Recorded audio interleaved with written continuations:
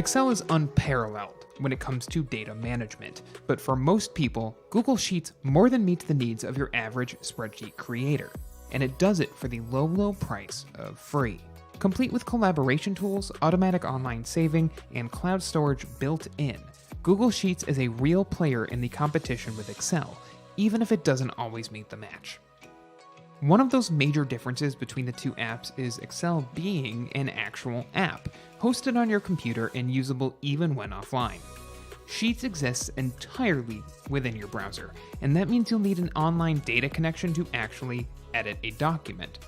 Of course, with just a few clicks, you can take the entire app offline, create a desktop shortcut, and even download files to your computer.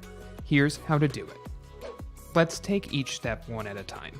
We'll start by setting up Sheets to work offline. You'll need to make sure you're using Chrome to do this. Head to Google Drive, then select the gear icon in the top right corner and click on Settings.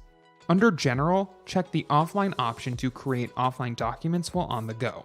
Google will prompt you to install an extension to get Google Docs working in offline mode. Install the app, then make sure the checkbox is still checked.